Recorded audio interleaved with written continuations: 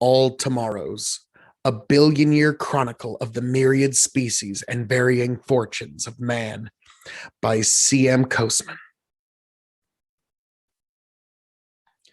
To Mars. After millennia of earthbound foreplay, mankind's achievements on a noteworthy level began with its political unification and the gradual colonization of Mars. While the technology to colonize this world had existed for some time, political bickering, shifting agendas, and the sheer inertia of comfortable terrestrial usurping had made this step seem more distant than it actually was. Only when the risks clearly began to present themselves, only when Earth's environment had begun to buckle under the strain of 12 billion industrialized souls, did mankind finally take up the momentous task. All through the decades, traveling to and later settling on Mars had been envisioned as quick, relatively easy affairs, complicated but feasible and manageable in short term. As the push finally came to shove, it was realized that this was not the case. It had to go step by step. Atmospheric bombardment by genetically tailored microbes slowly generated a breathable atmosphere in a cycle that took centuries. Later, a few cometary fragments were knocked off course to bring forth seas, oceans, water. When the wait was finally over, remnants of Earth's flora and fauna were introduced as specifically modified Martian remakes. When everything was ready, people came from their crowded world. They came in one-way ships, fusion rockets, and atmospheric gliders, packed to the brim with colonists, sleeping in dreams of a new beginning. The first steps on Mars were not taken by astronauts, but by barefoot children on synthetic grass. The Martian Americans. For several hundred years, Mars remained as a backwater, prospering but still dim compared to the splendor of Earth, which was glowing brighter than ever before. Thanks to the relocation of environmentally demanding industries to Mars, Earth could usurp everything without having to damage its tired biosphere. This was the terrestrial heyday, the climax of economic, cultural, and social development on old Earth. This, however, was not to last. Like the gradual separation of America from her colonial mother, the governments of Mars adopted a new Martian identity. They became the Martian Americans. The difference between Earth and Mars was not only political. A few generations in the lighter gravity gave the new Americans a spindly, lithe frame that would look surreal in their old home. This, combined with a certain amount of genetic engineering, took the Martians' separation to a new level. For a while, the silent schism between the two planets was mutually accepted, and the balance of power hung in an edgy equilibrium. But the Terra-Martian standoff could not last forever. With limitless resources and an energetic population, Mars was bound to take the lead. Civil War. The Martian turnover was expected to occur in two ways, either through long-term economical gain or by a much shorter but painful armed conflict. For almost 200 years, the former method seemed to take effect, but this gradual stretch eventually did break in a most destructive way. Almost since its establishment, Martian culture was suffused with an explicit theme of rebellion against Earth. Song, motion pictures, and daily publication repeated these notions again and again until they became internalized. Earth was the old, ossified home that held humanity back, while Mars was new, dynamic, active, and inventive. Mars was the future. The ideology eventually reached its semi-paranoid revolutionary apex. Roughly 1,000 years from now, the nations of Mars banned all non-essential trade and travel with Earth. For Earth, it was a death sentence. Without the resources and industries of Mars, the terrestrial heyday would quickly devolve into a pale shadow of its former glory. Since a trade of essential goods continued, nobody would starve. But for every citizen of Earth, the Martian boycott meant the loss of up to 3/4 of their yearly income. Earth had no choice but to reclaim its former privileges, by force if necessary. Centuries after her political unification, Terra geared up for war. Most thinkers and fanaticists of previous times had imagined interplanetary war as a glorious, fast-paced spectacle of massive spaceships, one-man fighters, and last-minute heroics. No fantasy could have been further from the truth. War between planets was a slow, nerve-wracking series of precisely timed decisions that spelled destruction on biblical scales. Most of the time, the combatants never saw each other. Most of the time, the combatants were not there at all. War became a duel between complicated, autonomous machines programmed to maximize damage to the other side while trying to last a little longer. Such a conflict caused horrendous destruction on both sides. Phobos, one of Mars' moons, was shattered and rained down as meteorite hail. Earth received a polar impact that killed off 1/3 of its population. Barely escaping extinction, the peoples of Earth and Mars made peace and reforged a united solar system. It had cost them more than 8 billion souls. Star people. The survivors agreed that massive changes were necessary to ensure that such a war never occurred again. These reforms were so comprehensive that they entailed not political, economical, but biological changes as well. One of the greatest differences between the people of the two planets was that over time, they had almost become different species. It was believed that the solar system could never completely unify until this discrepancy was overcome. The answer was a new human subspecies, equally and better adapted not only to Earth and Mars, but to the conditions of most newly terraformed environments as well. Furthermore, these beings were envisioned with larger brains and heightened talents, making them greater than the sum of their predecessors. Normally, it would be hard to convince any population to make a choice between mandatory sterilization and parenting a newfangled race of superior beings. However, memories of the war were still painfully fresh, and it was easier to implement these radical procedures in the wake of such slaughter. Any resistance to the birth of the new species did not extend beyond meager complaints and trivial strikes. In only a few generations, the new race began to prove its worth. Organized as a single state and aided by the technological development of the war, they rapidly terraformed and colonized Venus, the asteroids, and the moons of Jupiter and Saturn. Soon, however, even the domain of soul grew too small. The new people who inherited it wanted to go further, to new worlds under distant stars. They were to become the star people. Colonization and the mechanical Otopi. Even for the star people, interplanetary travel was a momentous task.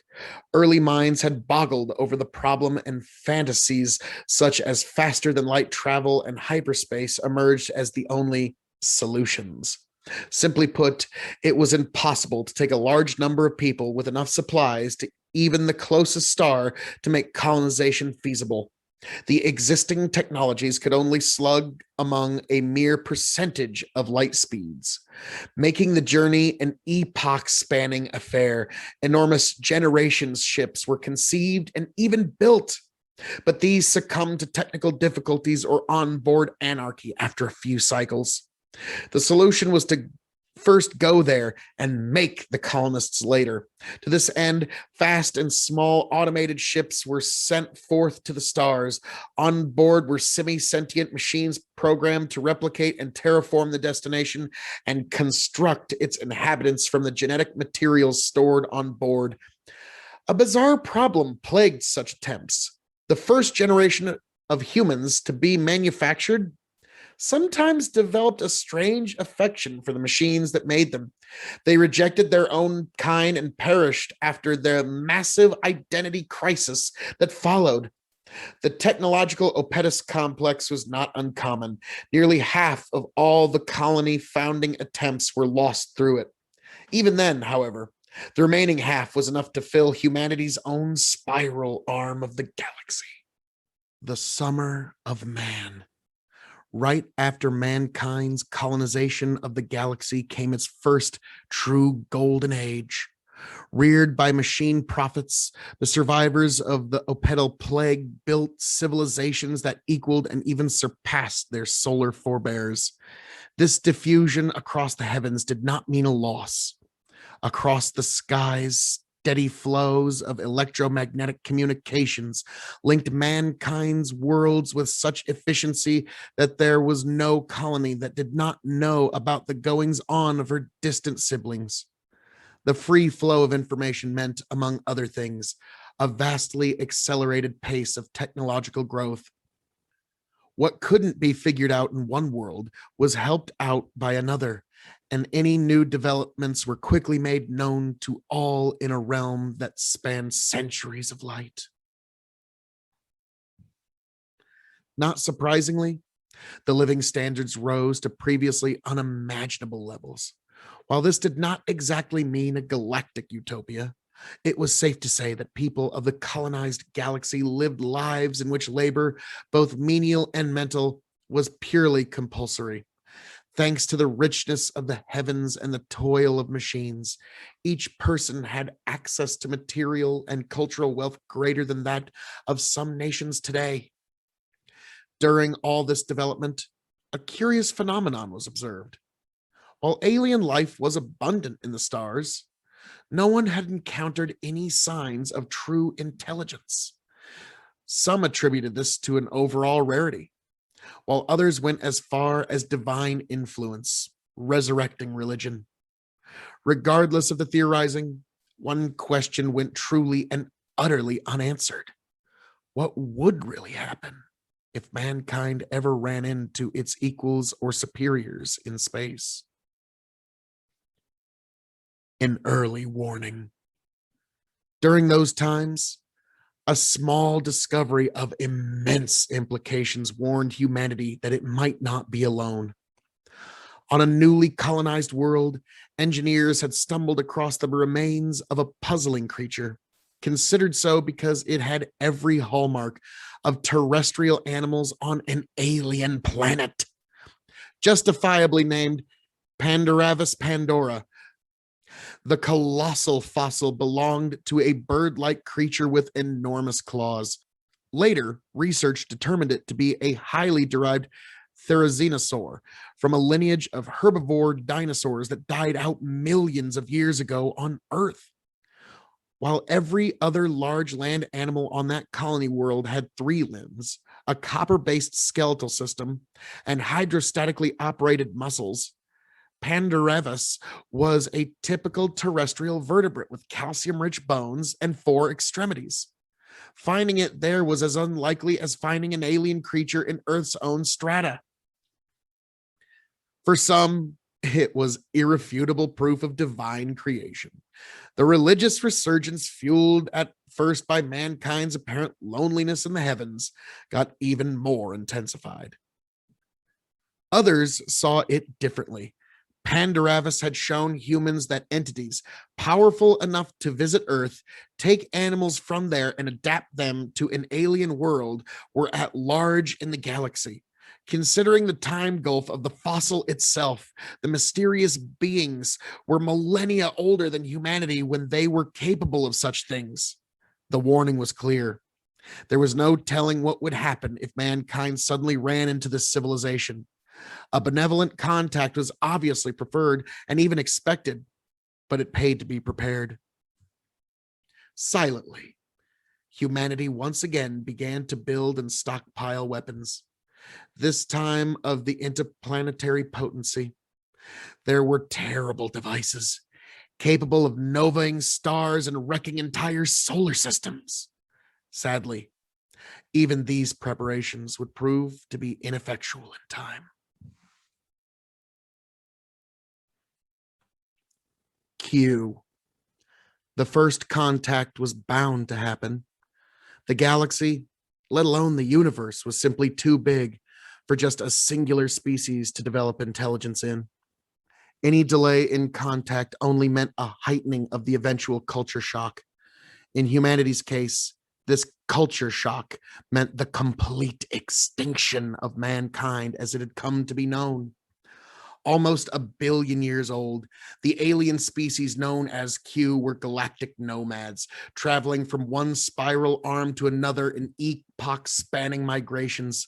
During their travels, they constantly improved and changed themselves until they became masters of genetic and nanotechnological manipulation.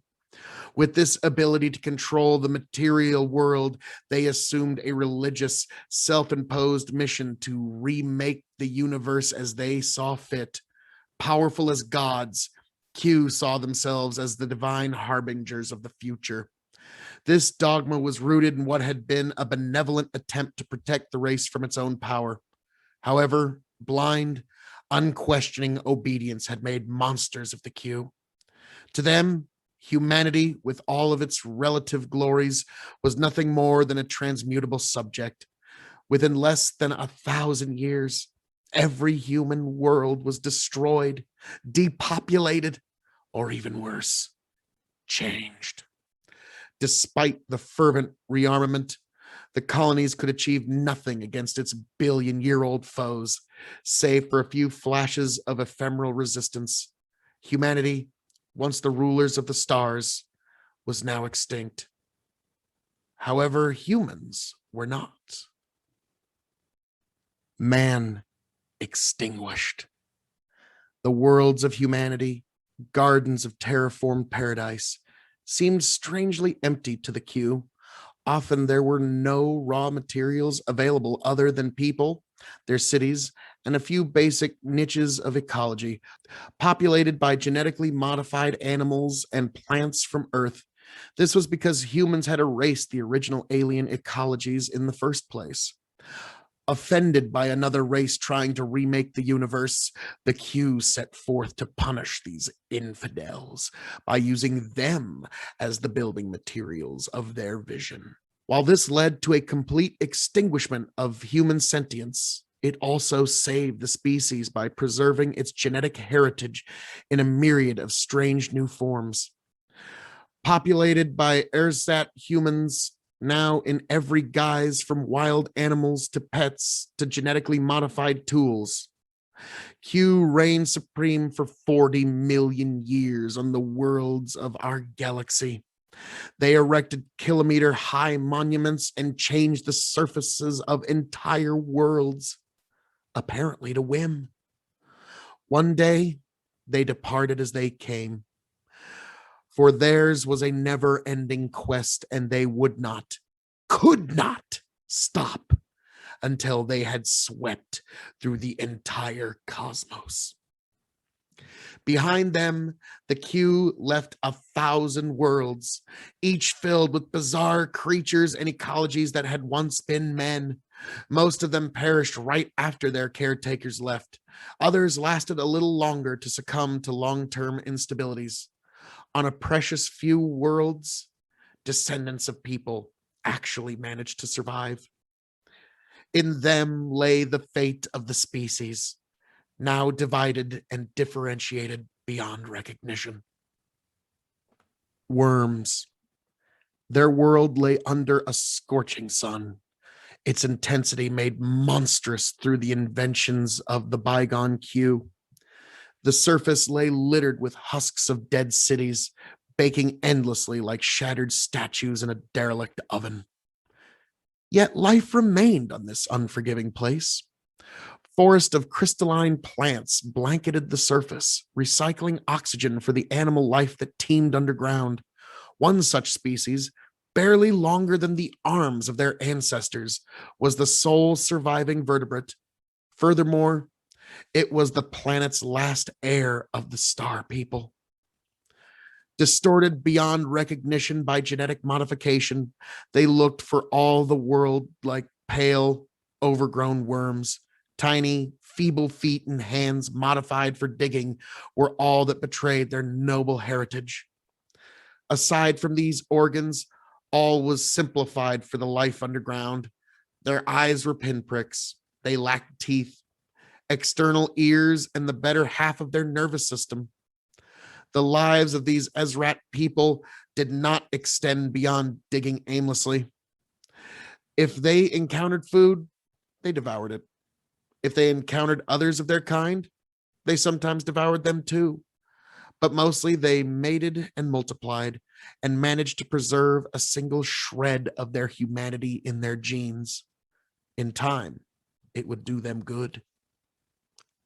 Titans. On the endless savanna of a long extinguished colonial outpost, enormous beasts roamed supreme. More than 40 meters long by terrestrial measurements, these behemoths were actually the transmuted offspring of the star people. Several features betrayed their human ancestry. They still retained stubby thumbs on their elephantine front feet, now useless for any sort of precise manipulation except for uprooting trees. They compensated this loss by developing their lower lip into a muscular, trunk-like organ that echoed the elephants of Earth's past. As bestial as they seemed, the Titans were among the smartest of the reduced sub-men that remained in the galaxy. Their hulking stance allowed for a developed brain, and gradually sentience reemerged. With their lip trunks, they fashioned ornate wood carvings, erected hangar-like dwellings, and even began a form of primitive agriculture.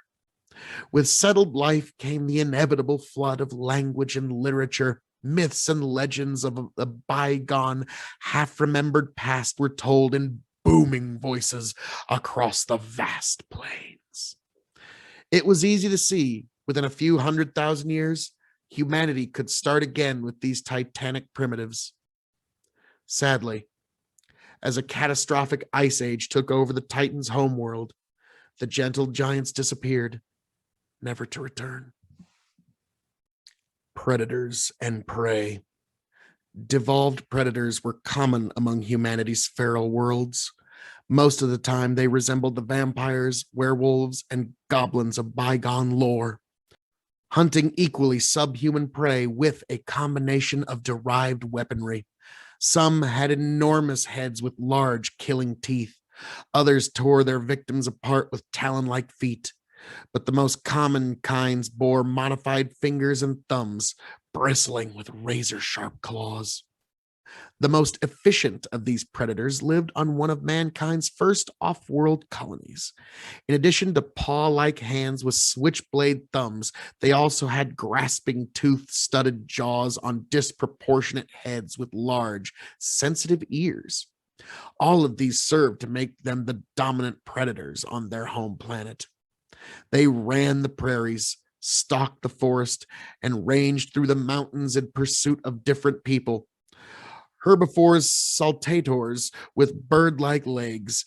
While their prey lapsed into complete animosity, the hunters managed to keep the spark of intelligence alive in their evolutionary honing. Mantelopes. Not all devolved people lapsed into complete bestiality. Some held on to their minds while losing all of their physiological advantages to the genetic meddling of the Q. A singular species was a prime exemplar. They had been bred as singers and memory retainers, acting much like living recorders during the reign of Q. When their masters left, they barely survived, reverting into a quadrupedal stance and occupying a niche as grazing herd animals. This change was so abrupt that the newly evolved mantelopes endured only due to the forgiving sterility of their artificial biosphere. The mantelopes, equipped with full, if slightly numbed, human minds and completely disabled animal bodies, lived agonizing lives. They could see and understand the world around them, but due to their bodies, they could do nothing to change it. For centuries, mournful herds roamed the plains, singing songs of desperation and loss. Entire religions and oral traditions were woven around this crippling racial disability, as dramatic and detailed as any on bygone Earth. Fortunately, The selective forces of evolution made their agony a short-lived one. Simply put, a brain was not advantageous to develop if it could not be put to good use. A dim-witted, half-minded Mantelope grew up faster than a smart one and grazed just as efficiently. The Mantelope's animal children overtook them in less than 100,000 years, and their melancholic world fell silent for good.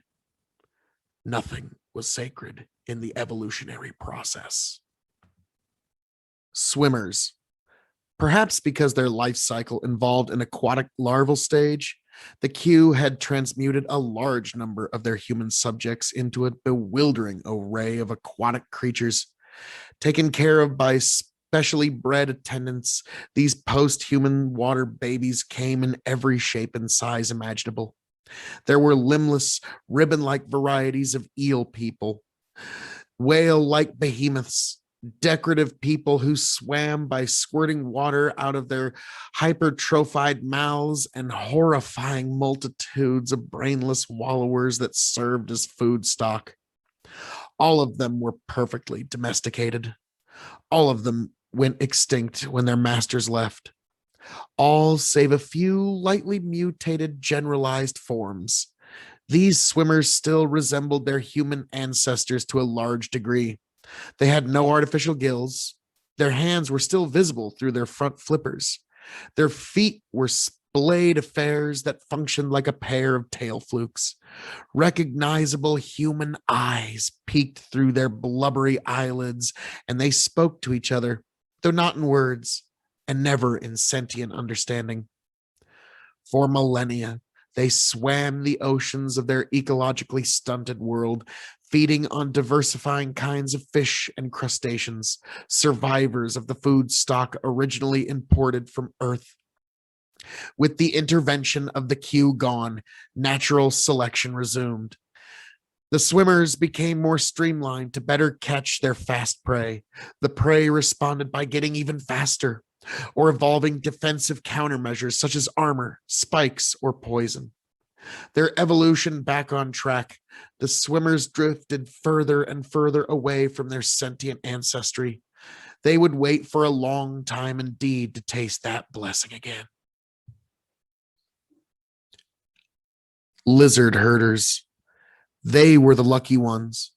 Instead of unrecognizably distorting them as they had done to most of their subjects, the Q had merely erased their sentience and stunted the development of their brains.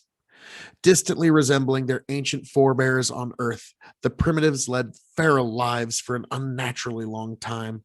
They never regained sentience after the Q left, despite having every incentive to do so. This was partially due to the total absence of predators on their garden world, resulting in no advantage for intelligence. Furthermore, the Q had made some small but integral changes to their brain, tweaking the structure of the cerebellum so that certain features associated with heuristic learning could never emerge again. Once again, the reasons for these baffling changes remained known only to the Q. The dumb people eventually settled in a symbiosis with some of the other creatures that inhabited their planet. They began to instinctively farm some of the large herbivore reptiles, ancestors of which were brought from Earth as pets. Soon, the balance of this mutualism began to tip in the reptiles' favor. The tropical climate of the planet gave them an inherent advantage, and they underwent a spectacular radiation of different species. They encountered no competition from the only large mammals on the planet, the brain-neutered descendants of the starfarers. Faced with a reptilian turnover, the only adaptation the submen could muster was to slip quietly into bestial oblivion. Temptor. In the temptor's case, the remodeling was done with an almost artistic enthusiasm. How they managed to survive in their bizarre form was not clear. Their ancestors were used as sessile decoration, and through some miracle of adaptation, they had endured. No human would have recognized them as their descendants. The females were beaked cones of flesh some 2 meters tall, rooted in soil like grotesque carnivorous plants. The males, on the other hand, resembled contorted bipedal monkeys. Unlike their mates, they were perfectly ambulatory. Dozens of them ran around the female mounds like so many imps. Some would gather food, others would clean the females, while others would stand on guard for danger. Although their actions looked purposeful, the males had no will of their own. In tempter society, females controlled everything. Using a combination of vocal and pheromonal signals, they guided the masculine hordes into any number of menial tasks, while mating with the strongest, the most obedient, and the dumbest to produce even better drones. On certain periods, they would also give birth to a few precious females who would be carried away by subservient males to root themselves. It was a terribly efficient hegemony that would certainly give rise to civilization in a matter of centuries had fate not intervened. As a stray comet obliterated the tempter's mound forest, one of humanity's best chances for reemergence was cruelly swept away. Bone Crusher. Through the deliberate modification of Q and the blind modeling of evolution, the heavens came to be populated with creatures that would put the myths of their ancestors to shame. Their ancestors were pint-sized pets of Q that were bred for the dazzling colors of their tooth-derived beaks. When their masters left, most of these pampered creatures died, with no one or nothing left to take care of them. But some, belonging to the hardiest breeds, survived. In less than a geological eye blink of a few million years, the descendants of such creatures radiated into the evolutionary vacuum of their garden world. One lineage led to a profusion of human herbivores. These were preyed upon by a variety of enamel-beaked raptors, each evolved to deal with a specific prey. Among these generalized niches were entire assemblages of specialized animals, resembling anything from ibis-billed swamp sifters to splendorous forms with bizarre crests that flared out of their toothy beaks. There were even secondary sentient forms in the shape of ogre-like bone crushers. To an observer of today, they would indeed be the stuff of nightmares, 3 meters tall and hairy, sporting vicious thumb claws and enormous beaks that suited their scavenging diet. Despite their shortcomings, these corpse-eating primitives were one of the first species to attain intelligence, and although primitive, a level of civilization.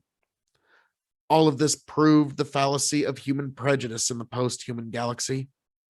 A creature could feed on putrefying meat, stink like a grave, and express its affection by defecating on others, but it might as well be your own grandchild and the last hope of mankind. In eventuality, however, not even the bone crushers fulfilled this promise. Their dependency on carrion for food limited their population severely, and their medieval civilization crumbled after a few uneventful millennia. Colonials. Their world had given the toughest resistance against the Q onslaught, so tough, in fact, that they had turned back 2 successive waves of the invaders, only to succumb to the third. The Q, with their twisted sense of justice, wanted to make them pay. Even extinction would be too light a punishment for resisting the star gods. The humans of the rogue world needed a sentence that would remind them of their humiliation for generations to come. So they were made into disembodied cultures of skin and muscle, connected by a skimpy network of the most basic nerves. They were employed as living filtering devices, subsisting on the waste products of Q civilization like mats of cancer cells. And just to witness and suffer their wretched fate, their eyes, together with their consciousness, were retained. For 40 million years they suffered. Generation after generation were born into the most miserable of lives while absorbing the pain of all that they were going through.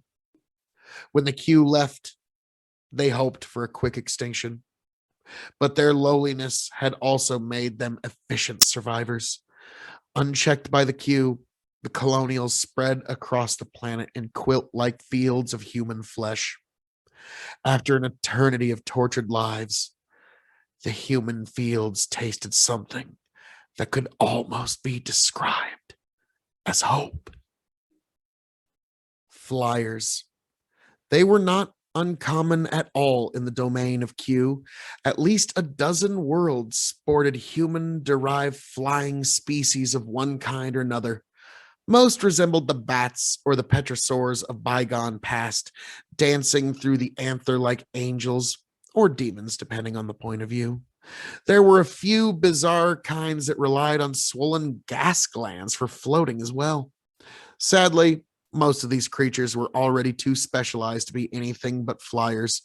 They had forsaken their humanity for the conquest of the sky. They had little potential for further radiation beyond their limited roles. The only exception proved out to be a monkey-like species that flew on wing membranes stretched across the last two fingers. Their advantage was a unique turbine-like heart, artificially developed during the regime of the Q. No other human flyer in the galaxy had such an adaptation. The starfish-shaped organ sat in the middle of their chest, directly funneling oxygen from the lungs to the bloodstream in a supremely efficient way. This meant that the flyers could develop energy-consuming adaptations such as large brains without having to give up their power of flight. Not that the flyers were going to reclaim their sentience right away. Instead, they literally exploded into skies, filling the heavens with anything from bomber-sized sailors to impossibly fast predators that raced with sound. Their world was pristine, and there were plenty of niches to play into. Intelligence could wait a little more. Hand flappers. Some flying post-humans reapproached sentience in an entirely different way. Without the augmented metabolisms or the gravitational advantages of their siblings on distant planets, they had no choice but to give up their power of flight in order to develop further. The hand flappers were one such species. Their wings, once used for butterfly-like flutters in an unearthly garden of Q, had shrunken and reverted back into their manual condition. Their legs were likewise readapted, but they bore a splayed awkwardness from their perching ancestry. Only a singular and an almost sadistically simple flaw held them back from developing civilization. In the course of their secondary atrophy, the wings of the hand flappers had become useless as hands as well. Their flag-like appendages were very useful in signaling and mating dances, but they couldn't hurl missiles, construct shelter, or even manufacture basic stone tools. All that they could do with their useless hands was to display each other's sexual availability. So the hand flappers did just that, flashing and dancing their way into oblivion. Blind folk. When the Q came, they dug in and dug in deep. Inside several continent-sized shelters under their besieged world, they waited for the invaders to pass them by. It was a futile gamble.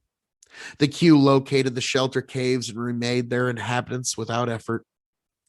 The shelters became home to an entirely different ecology, a realm of perpetual darkness, fueled by the trickle of water and nutrients from the world outside. A surprisingly complex ecology developed on this scarce resource. Gigantic pale insects, the descendants of common house pests, competed with dolly-esque birds and rodents over fields of overgrown fungi. Predators were not uncommon. Almost crocodilian fish patrolled the underground streams, and vast blind bats, echolocating with unnerving precision, took their toll on the residents of the cave floor.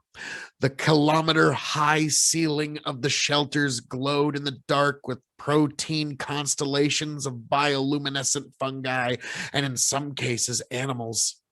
People were present here as well. albeit in unfamiliar forms.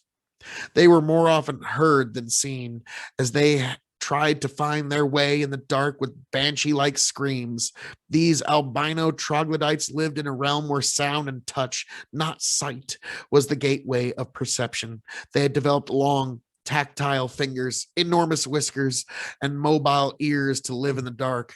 Where their eyes should have been, there was nothing but a patch of hauntingly, flawlessly smooth skin. Their perfect adaptation to the world of darkness had erased the most basic feature of human recognition. As adapted as they were doomed. Before the blind folk could develop any kind of intelligence to crawl out of their geographical graves, the glacial construction of their world's continental plates snuffed out the shelters one by one. Lopsiders. The Q were grotesquely creative in their redesign of the human worlds. One group of misfortunate souls they transported to a planet with 36 times the amount of normal gravity and made them over for life in this bizarrely inhospitable realm. The results of these experiments resembled nightmare sketches of Bosch, Dali, or Picasso. They looked like cripples squashed between sheets of glass. 3 out of their 4 limbs had become paddle-like organs for crawling. Only one of their arms remained as spindly tool of manipulation. This singular wizened limb also doubled as an extra sensor, like the antenna of an insect. Their faces were different horrors altogether, all pretensions of symmetry. The hallmark of terrestrial animals from jawless fish onward were completely and utterly done away with. One bulging eye stared directly upward, while the other scanned ahead in the direction of the creature's vertically opening jaw. The ears were likewise distorted. Monstrous as they looked, these X-Men thrived in their heavy gravity environment. Once again, there was the usual explosion of species into every available niche, and the lopsiders consolidated their chances for renewed sentience. Striders. While the lopsiders were redesigned to live under extreme gravity, another species had been adapted for life under the exact opposite conditions, on a Jovian moon with 1/5 of Earth's gravity. It was a world of wonders where even the grass grew almost 10 meters tall and the trees were beyond belief, towering to sizes attained only by the skyscrapers of antiquity. In these surreal forests lived equally spectacular fauna, the descendants of pets, pests, and livestock of humans, who in turn had been reduced to animosity as well. One could see them in the league-tall forests, almost dancing among the trees as they reared higher and higher to browse. Their arms, legs, and necks had been stretched impossibly thin.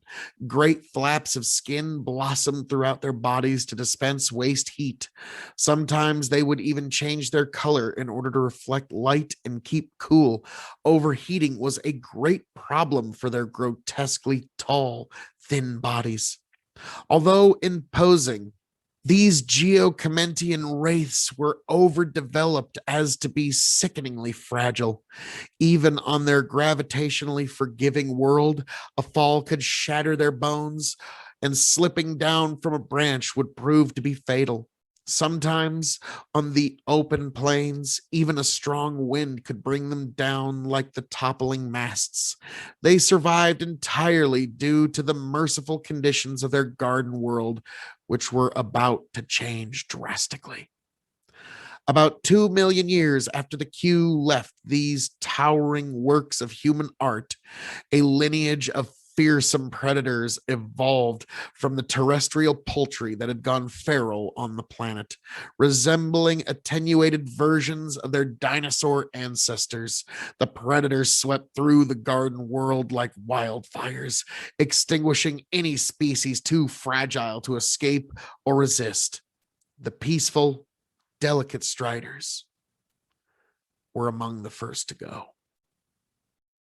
Parasites. Humanity had diverged into two separate lineages on their world. On one hand, there were several races of almost Australopithecine cripples, degraded by the Q for managing to turn back their initial wave of invasion. Yet simple atavism was too light a punishment for them.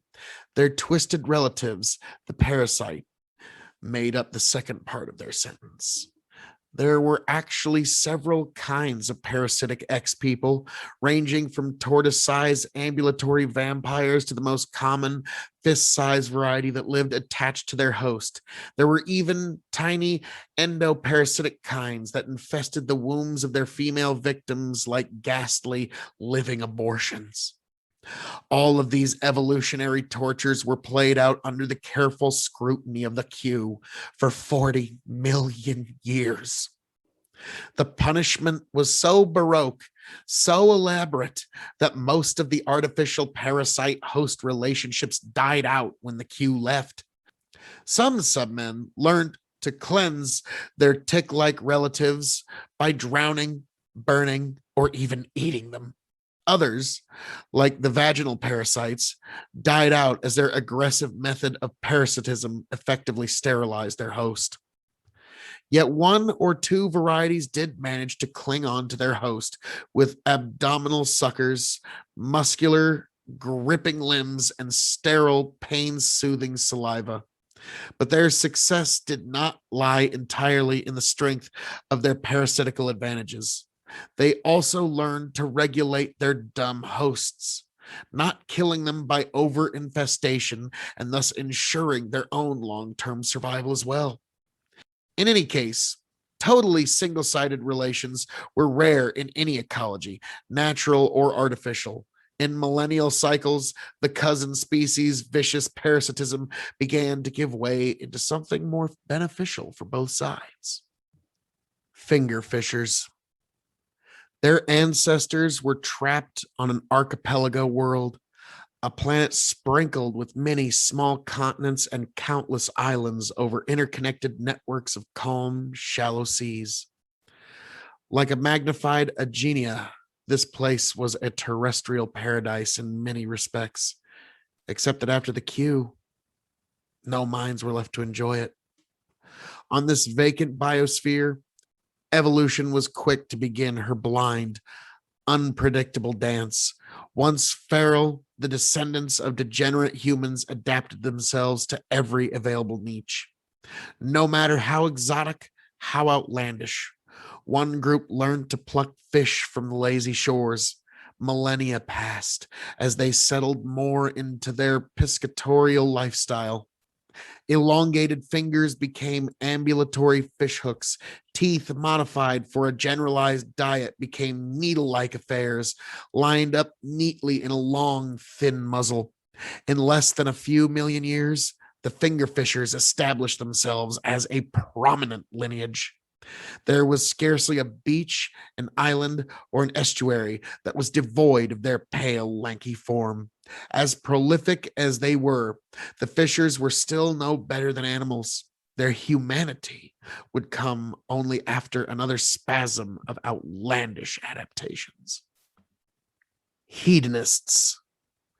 Even the blissful existence of the finger fishers would have seemed bothersome to the hedonists, for their kind was not evolved, but designed for a life of pleasure. The Q had kept them as pampered pets, set loose in a tropical island world of succulent fruits, bountiful trees, and calm, lapping lakes full of sweet bacterial manna. Furthermore, the hedonists were left as the only animal life on this place. They had no choice but to enjoy it to the fullest. In normal conditions, any given species would quickly crowd out such a utopian environment. But normal conditions were never the point of the Q redesign. They had altered their subjects so that they could conceive only after mating an enormous number of potential suitors, continually over a period of decades. While this took care of the population problem, it also made the species less adaptable. Without any point in sexual competition, natural selection would progress only at a glacial pace. Fortunately, their stable microcosm remained free of environmental catastrophes even after the Q left. All these changes had made the hedonist day. Their lives were juxtaposed routines of browsing, sleeping, and mind blowing sex. Troubled neither by the concerns of disease or pregnancy, aloof and carefree, they enjoyed the most pleasurable times of all mankind's, albeit with the intellectual capabilities of 3-year-olds. It didn't really matter, though. Who needed to think when having such a nice time, after all? Insectophagi, nondescript, quaint human species abound in the post-Q galaxy. Hundreds of them lived out simple, unnoticed lives, never developing to become sentient, never learning their true heritage as star-born human beings. Most of them went extinct, not to be missed or even remembered. Those that lingered on managed to survive in shady, quiet niches, never again making any impact on the celestial scheme of things. One such species was the insectophagi. They had quietly adapted themselves for a diet of colonial insects and small animals. They had faces covered with leathery plates, claw-like hands to dig out prey, and worm-like tongues to scoop them up. All in all, they weren't special in any particular way, but a combination of galactic invasions, coincidence, and pure luck would later make them the longest enduring of all starmen. The meek would inherit the cosmos, though not just yet. For now, the insectophagi were concerned only with the location of insect colonies and the onset of mating season. Spacers. It must be remembered that the star people did not succumb entirely to the Q invasions. While their worlds fell away one by one, some star people took refuge in the void of space. One after another, entire communities scrambled into generation ships and had cast themselves off into the darkness, hoping to go unnoticed by the beings that had overrun the galaxy. Desperate times made for desperate measures. As the Starmen had observed during their initial colonization of the galaxy, life in generation ships inevitably led to mass insanity and anarchy. This time, humanity had to adapt themselves or face extinction. Entire asteroid fields were confiscated and hollowed out to make spaceships of unseen size. These hollow shells cradled bubbles of precious air and water, but no artificial gravity of any kind. It was discovered that a purely ethereal existence would ease the stress of interstellar exile, provided that its inhabitants were adapted for life inside such an environment. Furthermore, people were forced to change themselves. In an atmospherically sealed, gravity-free environment, their bones were left free to grow longer, thinner, spindlier. Their circulatory and digestive systems were pressurized to avoid heart problems and congestion. The latter change had another advantageous side effect. Humans could navigate through the void with jets of air expelled from modified anuses. Such experiments were numerous and usually plagued with failure, yet they did succeed in creating a future, sealed tight in their moon-sized, air-filled, weightless havens. The descendants of the star people managed to evade the scourge of Q. It was an endless diaspora. Even after the Q left, they would find themselves too divergent to have anything to do with their ancestral lifestyles. The survivors of the initial hurdle would never set foot on a planet again. Ruin haunters.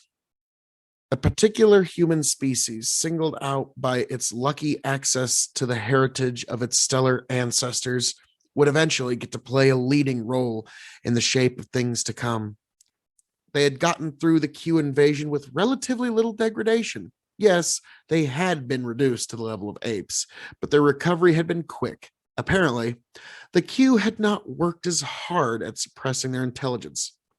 nor had they made a comparable effort to wipe away the material traces of the starmen. Even after millions of years, enormous ruins of the global urban spaces littered the continent of their world. Thus did the ruin haunters earn their name. With developed minds and unrestricted access to the wisdom of the ancient cities, the exponential pace of their development was only natural. One by one, they deciphered and built upon the secrets of the bygone star people until they almost equaled their galactic ancestors in wisdom and skill. All this development happened in an unnaturally short period of time, and sometimes the old technologies were not even understood as they were blindly replicated. Needless to say, such a pace of development put premature stress on the social and political structures of the ruin haunters. They barely survived the 5 consecutive world wars that raked their planet, 2 of which were thermonuclear exchanges. They made it through. Their baptism by fire had hardened and awakened them. The wars united them politically and pushed their technological capabilities even beyond the level of the Starmen. Coincidentally, they also developed a dangerous form of autochthonous madness. The ruin haunters had come to believe that they were the sole descendants and the true heirs of the star people, and they were ready and willing to do anything in order to claim their fictitious bygone golden age. Sentience Reborn. If any sort of periodical arrangement can be brought to the history of mankind, the post-Q era of emerging human animals can be likened to a series of millennial dark ages. However, like any dark age situation, these periods of silence had finite lifespans. One by one, like stars emerging from the fog, new civilizations were born out of the shattered remnants of mankind. In some cases, the recovery was swift and straightforward. In most other situations, it came only after a lengthy series of adaptive radiations, extinctions, and secondary diversifications. Within these lines of descent, there was as much distance between the initial post-humans and their intelligent descendants as between the first crustacean fuzzballs and Homo sapiens. Sooner or later, human intelligence returned to the cosmos. But except for their shared ancestry, these new people had nothing in common with people of today or even each other. Extinction. Not all human animals made it through. In fact, it must be realized that the majority of post-Q humans died out during the eras of transition. Extinction, the utter and absolute death of an entire family, entire community, entire species, was rampant in the galaxy. There was nothing cruel or dramatic in all of this. Extinction was as common and natural as speciation. Sometimes a species failed to adapt to competition or the abrupt change of conditions. In other occasions, their numbers dwindled across imperceptible gulfs of time. This way or the other, human animals faded out. In all this death, however, there was new life. As one species vacated a certain niche, others would soon step in to take its place. Adaptive radiations would follow, filling in the blanks with a myriad of diverse and varied forms. Despite the fallen, the flow of life would proceed, blazing in constant turnover. Snake people, descendants of the worms. The scorching sun eventually cooled down, and life flooded back to the surface of her subterranean stronghold. As animals of all kinds exploded into the terrestrial niches that had been left vacant for millennia, so did the descendants of the worms.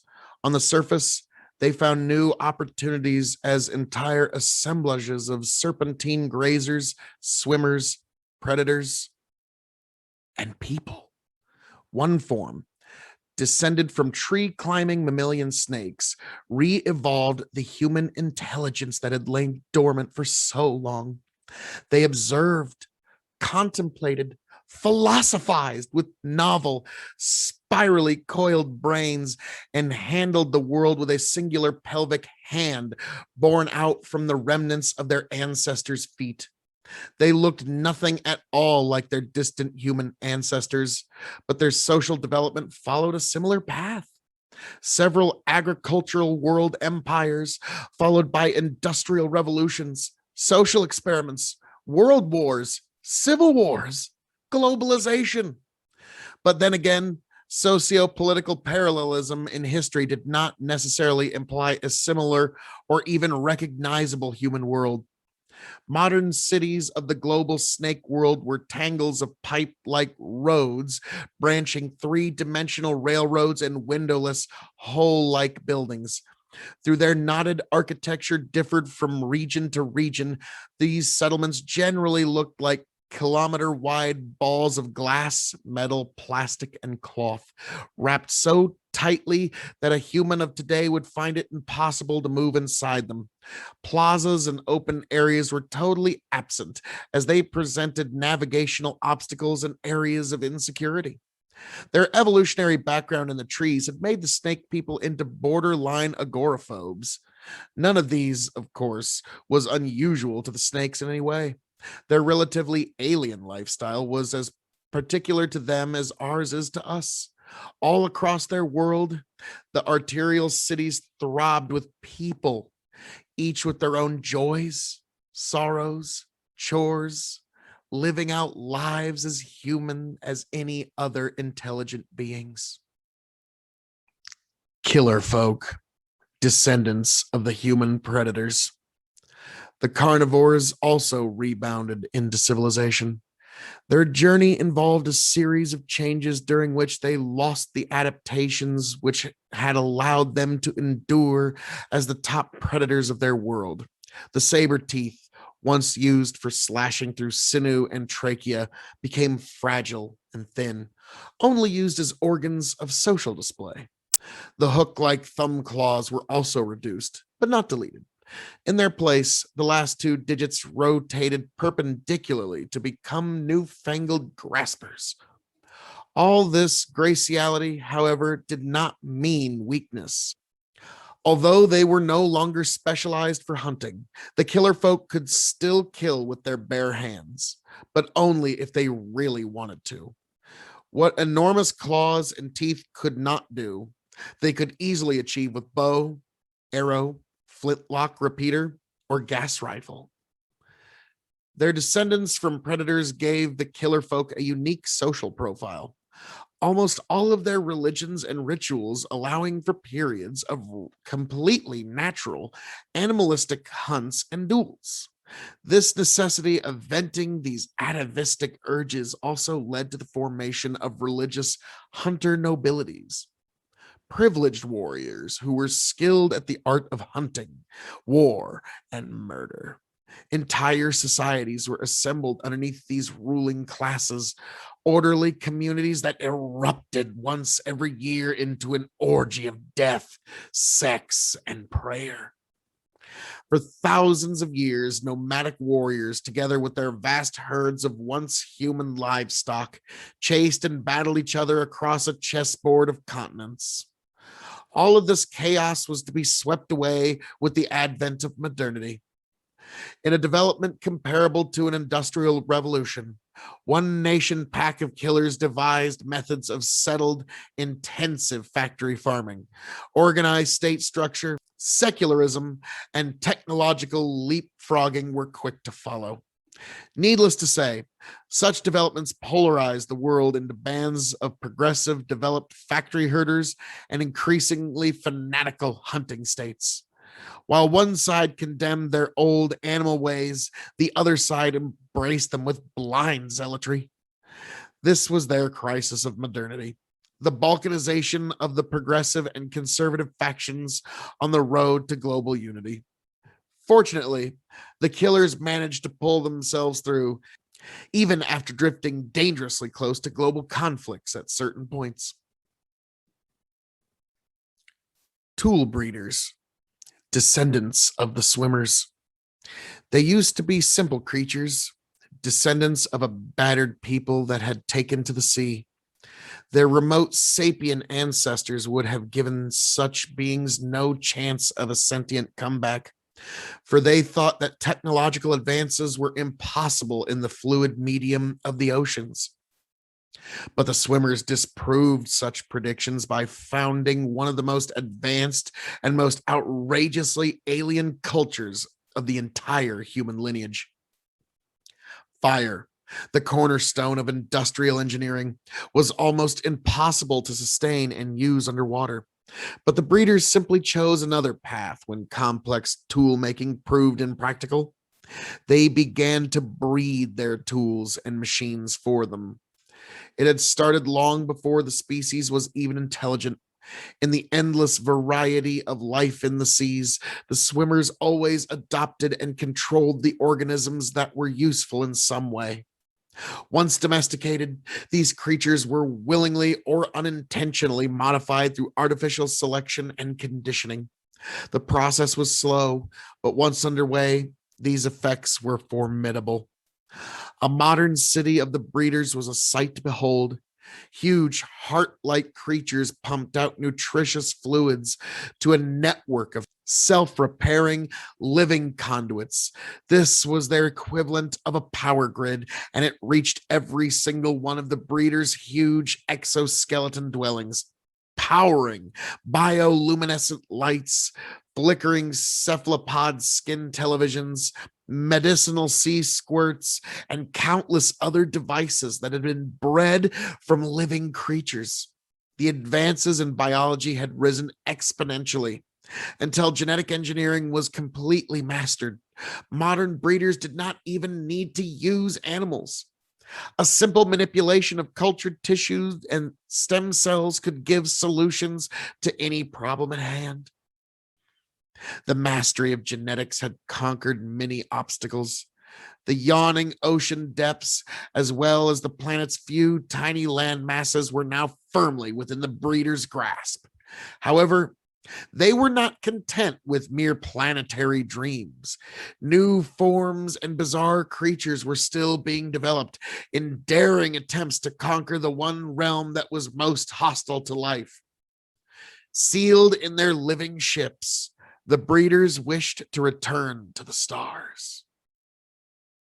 Pterosapiens, livestock of the lizard herders. One of humanity's eventual inheritors was not even human. They came from the reptilian stock that had proliferated during the demise of the lizard herders. Theirs was a true case of a world turned upside down. As the humans degenerated into witless animals, the cold-blooded reptiles prospered in the tropical climate of their planet. Millennia passed and they begun to produce increasingly smarter forms, one of which distantly resembled featherless versions of the predatory dinosaurs of the past, actually crossed over the threshold of sentience and built up a civilization. These fledgling creatures were quick to understand the true origins of the monstrous ruins littering their planet, ruins that until then had been considered natural aberrations or timeless memorabilia of gods. Now, however, they saw the intermingled ruins of the Q and the Star people for what they really were. It was through this understanding that the biologically unrelated Ceros took up the cultural identity of humanity. In their archaeological efforts, the Ceros began to understand that the animals that they used for food and labor were descended from the founders of their very existence.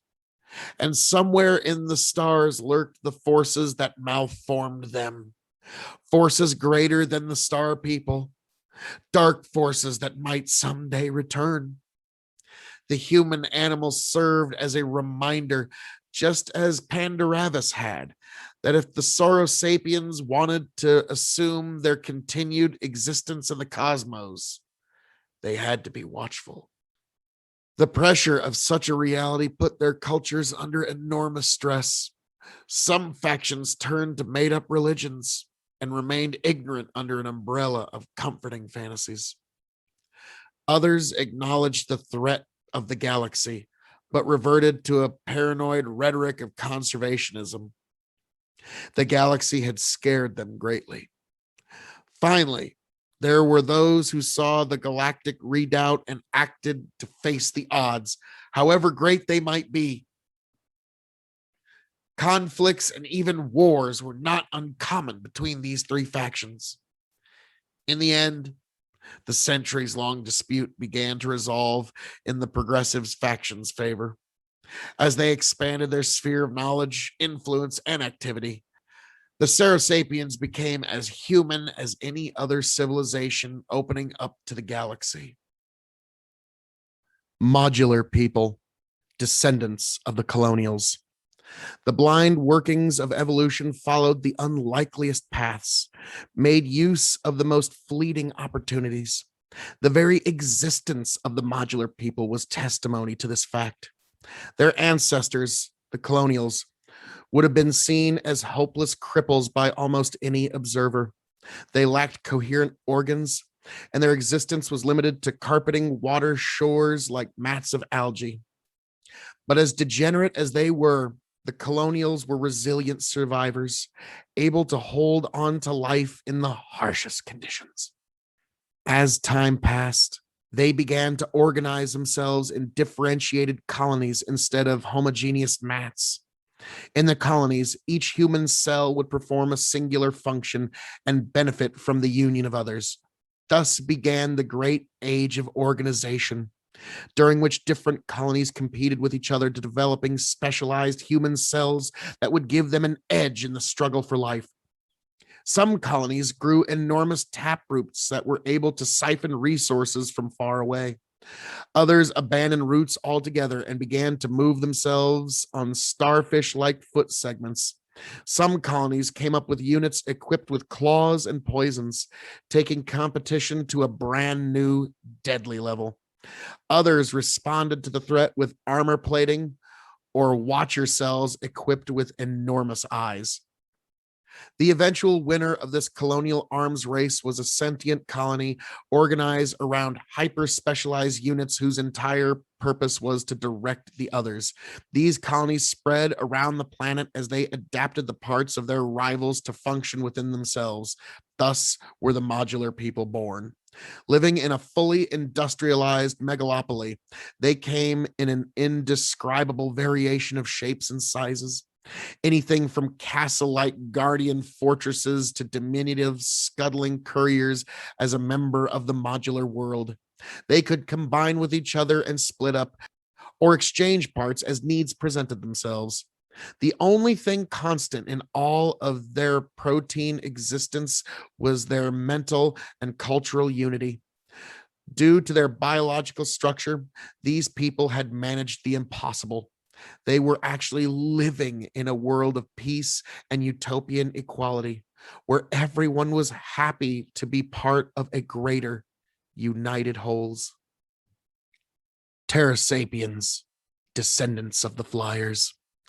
The flyers' supercharged hearts had given them an evolutionary winning hand, and they diversified to fill up the heavens. It was only a matter of time before the competition in the skies got too intense, even for their souped up metabolisms. Some lineages gave up their wings and returned to the ground, living as differing sorts of predators, herbivores, and even swimmers. Their aerial adaptations gave them an edge on the ground, and they produced forms of stupendous size and agility. There were wonderful beings, but no sentience came out of the terrestrial sky beasts. Instead, civilization flowered in the skies. One species from a line of waiting stork-like predators evolved a brain that was large enough to imagine and act upon the world. Their feet, already versatile to catch slippery, swamp-dwelling prey, got even more articulate and assumed the role of hands. As a compensation, they lost some of their aerial streamlining, but what they could not do with their bodies, they were more than able to make up with their minds. The power of flight made the pterosapiens a global folk before they could invent nations and borders. With such an inherent ease of travel, ideas and individuals diffused too fast for social differences to ossify. Acting with a planetary awareness, they farmed their gigantic terrestrial relatives, raised cities of perches and fluting towers, harnessed the atom, and began to gaze up to the stars without having to compensate too much for the average individual's welfare and without dividing up into quarrelsome factions. As egalitarian as their life seemed, they paid a stunting, inevitable price. Their hearts, even in their boosted state. As a consequence, they had an ephemeral existence. A pterosapien was sexually mature at 2, middle-aged by 16, and usually dead by 23 years of age. This grim cycle caused them to appreciate every moment of their existence dearly, and they pondered upon it with fervish intensity. A shelf of scrolls by pterosapien philosophers would have been the envy of even human libraries. In their cities, life blazed away with unreal speed, rushing past to meet fleeting deadlines. As a species, the angelic flyers were victims of heart disease. Asymmetric people, descendants of the lopsiders. Although contorted by gravity, the lopsiders managed to regain their sentience and develop a civilization in a short few million years.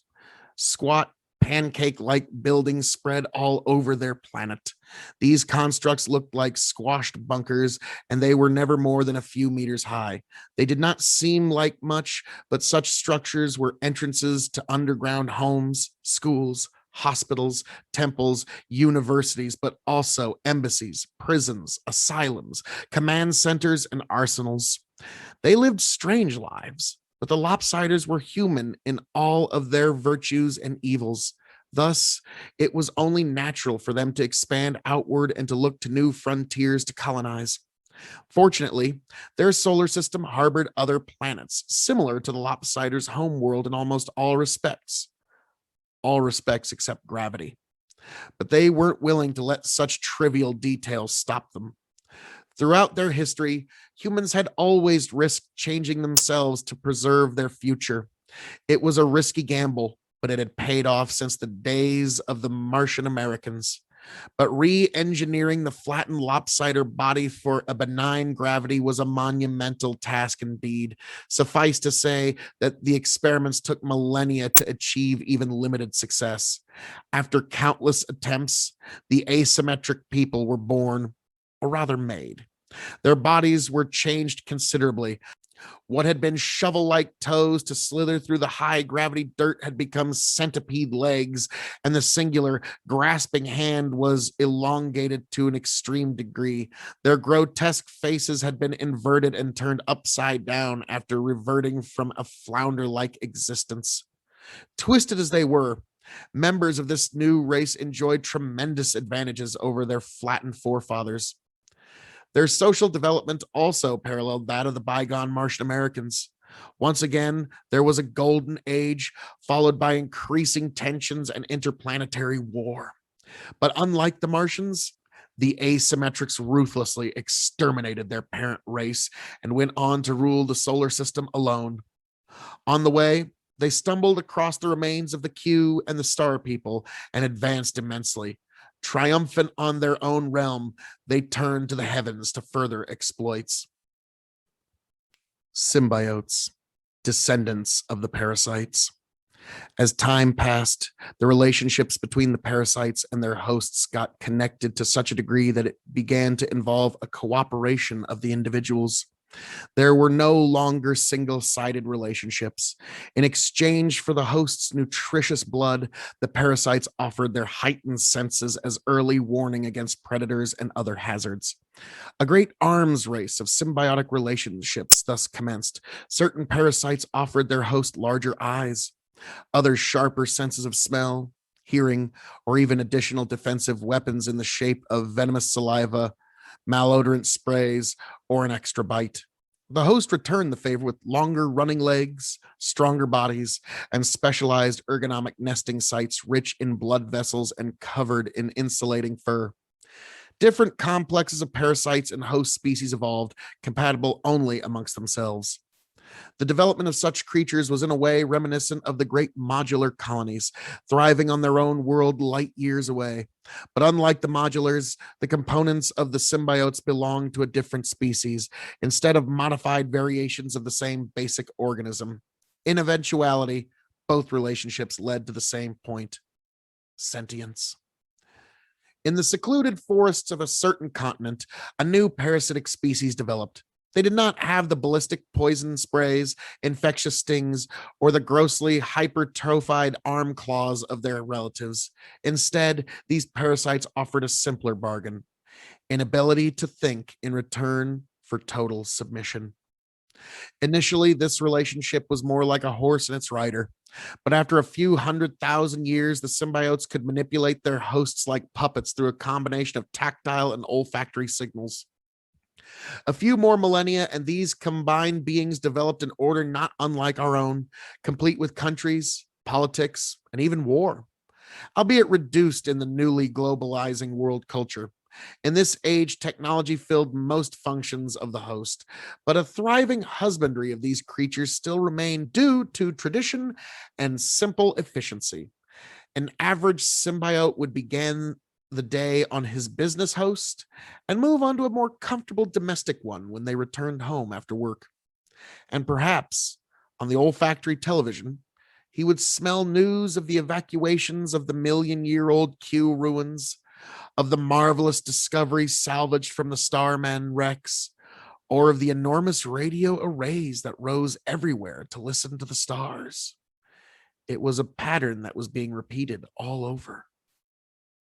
Sail people, descendants of the fingerfishers. The fingerfishers were already among the most divergent of the post-human races. With harpoon-like digits and almost crocodilian muzzles, they looked nothing like their parental stock. But even this form would look conservative to their sentient descendants. With many small scattered islands, isolated subcontinents, and different niches, their homeworld was an evolutionary cauldron where isolated members of certain species could, under the right circumstances, evolve into wildly different forms. This condition was similar to the island realms of Madagascar, Galapagos, or Hawaii on Earth, except that this time it was on a global scale. Some descendants of the fishers, trapped on lonely islands, grew smaller and developed their fishing claws into graceful wings. Others took directly to the sea and became the analogous of whales and dolphins. Within this evolutionary bubbling, one particular lineage gave rise to the ancestral sail people. They too elongated their fingers into wings, but these were not used for flight. Instead, they became sails that drove them effortlessly across the ocean. With fingers turned into sails, they used their mouths and extended tongues to catch their prey. These organs eventually assumed the role of the fisher's long atrophied, dexterous hands. The need to better navigate the endless seas put an inevitable pressure on their memories, and the sailors' brains grew correspondingly. It was only a matter of time until one of these navigators became smart enough to think. Even when sentient, the sail people still needed a long time to achieve any sort of social stability. Their scattered world made for a tremendous diversity of cultures, which competed and fought just as resiliently across generations. Untold flotillas of tribal warriors battled each other in epoch-spanning, pointless conflicts. Nomadic warriors and pirate societies inevitably came into being, prolonging the uncontrollable cycle of violence. Only when a certain warrior tribe developed warfare on an industrial scale and the state society needed to support it, and then only when this notion of modernity gave rise to the idea of peace did the sail people finally manage to unify. Generations of blood had stained the ocean for far too long. Sarteriacs, descendants of the hedonists. Their pleasure-drenched existence, locked between their static paradise world and their inherently slow pace of evolution, seemed immune to change. Perhaps this was true for 1,000,000 years or so, but on a larger scale, complete stasis was a fable. During a particular era, Geologic upheavals threw up huge masses of land over the shallow oceans of their world. The hedonists, until then trapped on a singular island no bigger than today's Iceland, were not late to colonize these new pastures. This was more of a necessary exodus, since the events that raised the new lands had also thrown up enormous clouds of ash that smothered the atmosphere and blocked out the sun. Their innocence finally spoiled, most of the hedonists died out, unable to adapt. The only survivors were fast breeding freaks who had abandoned the reproductive quirks of their ancestors. It was these forms that colonized the newborn continent and gave rise to a multitude of species, which included the Satyriacs, sentient heirs to the hedonists. These beings resembled their ancestors to a great degree, except that they now sported enormous tails, boneless organs of balance woven out of extended pelvic muscles and fat. Along this appendage, their entire bodies were reoriented in horizontal, almost dinosaurian postures. Although they had abandoned the frantic reproductive strategies of their ancestors, their social lives still retained a delightful tint of casual promiscuity. The Satyriac civilization was quick to establish itself globally, for even with the additional landmass, the terrestrial domain of their world remained no larger than Australia. For a while, 3 and then 2 land empires competed against each other before dissolving into a myriad of smaller nations and finally reunifying into a coherent world order. From this point on, the Satyriac world once again became a Valhalla of pleasure with festivals, concerts, and ritualized orgies punctuating every working week. This time, however, it could all be savored by true intelligence.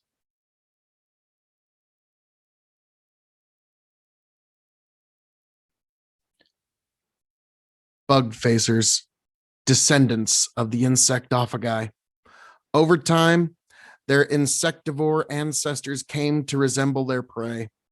Hardened leathery plates, once used for defense against stings and bites, ossified and became integrated into the jaw structure. Their hands and feet, with reduced numbers of fingers and toes, developed into pincer-like affairs. Even their metabolism reverted partially into ectothermy in the balmy, lazy climate of their planet. But it was none of those adaptations that gave them the edge in survival. Simply put, a congenial defect allowed them to regain their sentience. Even after the smothering by the Q, the genes of the star people remained dormant in their cells. Through pure coincidence, one lineage of the insectophagi developed an atavistic throwback, resulting in larger brains, which just happened to be useful in cracking open insect nests with crude stone tools. It was an easy ride from there on, although millennia long in itself. The development from stone axe to spaceship was an eye blink in geological time. Like many other species, the bug facers passed through consecutive cycles as agrarian, in their case hive farming, empires, colonial endeavors, industrialization, massive world wars, and finally globalized world states. But there was one thing that set their development apart from all other post-human species. They faced another alien invasion. History does not record much about these invaders, except that unlike the Q, theirs was a singular effort and it was beaten off an intense cycle of orbital and terrestrial wars. Although vanquished, the invaders did succeed in leaving behind their traces. They introduced their own flora and fauna, which flourished on the bug facers' home planet long after they departed. More importantly, they imbibed the poor bug facers with a pathological interspecies xenophobia, to the point that they were even fearful of their own post-human cousins on other stars. Through an ironic twist of fate, their fears would be more than justified. Though not just yet. The bug facers still had time. Asteromorphs, descendants of the spacers. Initially refugees, the spacers were quick to master the vastness of interstellar space. Their isolated space arcs joined together and multiplied to form a gigantic interlocked artifact that was large enough to contain entire worlds. But no planets lay inside the asteromorphs' capital, only cavernous, gravity-free bubbles where the inhabitants could finally develop to their fullest. Freed from the constraints of weight, their bodies grew spindly and insectile, with individual digits extending into multitudes of thin, versatile limbs. Other than these, the only developed organs were their derived jet sphincters, which went on to become the principal means of locomotion. But above all were their brains, their bulging, swollen brains. With no hindrance from gravity, the human brain could grow into unprecedented sizes. Each generation devised experiments that produced offspring with greater cranial capacity, giving rise to beings who went through their everyday lives thinking in concepts and structures scarcely comprehensible to people of today. The physiological limitations of the human mind had been long since debated. Now it was established that these limits were indeed real, and individuals who could break them would likewise conquer new grounds in philosophy, art, and science. Everything changed. Yet some aspects of humanity, such as the basic desire to expand, remained. To this end, the asteromorphs built great fleets of globular subarcs and spread their influence across the heavens into every stellar cluster and every star system. Within less than 1,000 years, the galaxy was straddled by a new and far more alien empire of man. Strangely enough, its dominion included none of the newly emerged post-human species, for its masters had completely lost interest in planets, those stunting, gravity-chained balls of dirt and ice. The newborn arcs settled comfortably in the outer rims of star systems, quietly observing the lives of their struggling relatives. For the first time in history, there were actual gods in the myriad human skies. They were silent and weren't even noticed for most of the time, but their watchfulness was ultimately going to pay off. Second Galactic Empire. Over time, the sentient post-humans began to reach out to the galaxy. They inevitably stumbled across the ruins of the Starmen and figured out their interstellar ancestry. These discoveries were followed by a realization that there might be others like them, unimaginable distances away. Thus, the fledgling civilizations set about to probing the skies. The contacts, all established by radio communication, were not spread out evenly. The empire began little more than a few million years after the Q left, with the first dialogue between the earliest killer folk and the Satyriacs. A few thousand years later, they were joined by the tool breeders, hailing out from the ocean depths through living radio arrays. The second wave of sentient species joined in during the following 10 million years as the modular whole, pterosapiens, and the fledgling asymmetrics contacted their celestial cousins. Finally, in the next 20 million years, newly evolving civilizations such as the Sorrows, the Snake People, parasite symbiotes, and the Sail People successively contacted the burgeoning galactic empire. The Bug Facers were aware of the whole process, but due to their xenophobic experience, they only opened up after a staggering 40 million years of silence. This union was an empire of speech, for actual travel between the stars was too difficult to be practical. Like the bygone colonies of the Starmen, the post-humans cooperated through the unrestricted exchange of information and experience. Although covering every aspect of an astonishing variety of cultures, the empire's efforts focused on two main issues: political unification and galactic awareness, constant readiness for possible alien invasions. Everybody had come across the remains of the mysterious Q. Nobody wanted a repeat of the same scenario. When the Second Empire ran into the asteromorphs, who had silently saturated the galaxy with their own empire of man, they feared the worst. But luckily for them, the godlike beings were not interested in a second empire, nor any of its worlds. The astromorphs were given a wide breath and accepted as they were incomprehensible, omnipotent forces of nature.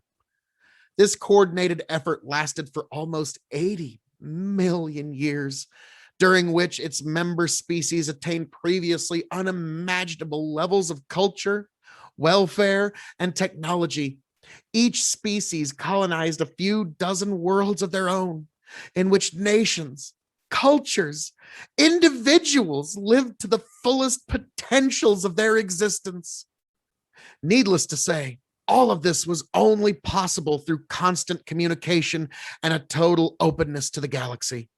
Most communities took this for granted and dutifully participated in the galactic dialogues.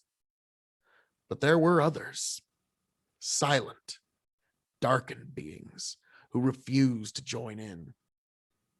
Through them would come the ruin of the empire. Enter the gravitals, descendants of the ruin haunters. After the lessons of the Q, the Second Galactic Empire kept a constant watch against alien invasion. Ironically, they neglected to look among themselves. The second great invasion of the galaxy came not from outside, but from within.